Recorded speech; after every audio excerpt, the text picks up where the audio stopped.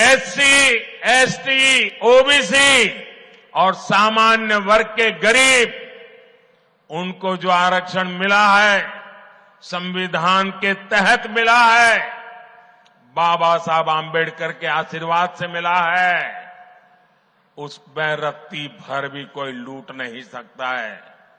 तुम्हारा जो इरादा है वो इरादा है कि दलित समाज, आदिवासी समाज, पिछड़े समाज के लोग, सामान्य वर्ग के गरीब लोग जिनको आरक्षण मिला है, उस आरक्षण में से लूट चलाकर धर्म के आधार पर तुम मुसलमानों को आरक्षण देना चाहते हो। मैं आज कांग्रेस के शाहजादे को, कांग्रेस पार्टी को और कांग्रेस के सारे गाजे बाजे बजाने वाली जमात को चुनौती देता हूं। मैं उनको चुनौती देता हूं, अगर उनमें हिम्मत है तो घोषणा करें कि वे कभी भी धर्म के आधार पर न आरक्षण का दुरुपयोग करेंगे, न संविधान में खिलवाड़ करेंगे, न ही धर्म के आधार पर किसी को आरक्षण देंगे। घोषणा करो, हिम्मत हो तो। नहीं करेंगे क्योंकि दाल में कुछ काला है। मैं डंके की चोट पर कहता हूं उनको, और मैं दुनिया और देश के सामने रिकॉर्ड पे कह रहा हूं, भारतीय जनता पार्टी को जब तक बीजेपी है,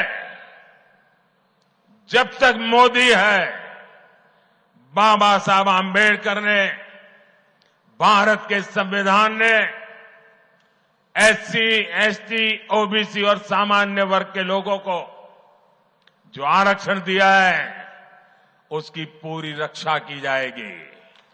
उस पर कोई कभी चोट नहीं आने दी जाएगी।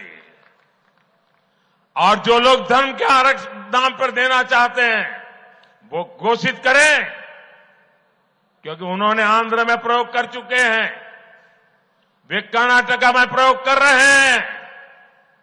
वोट बैंक के लिए दलितों का आरक्षण छीनना चाहते हैं, वोट बैंक के लिए आदिवासियों का आरक्षण छीनना चाहते हैं, वोट बैंक के लिए ओबीसी का आरक्षण छीनना चाहते हैं।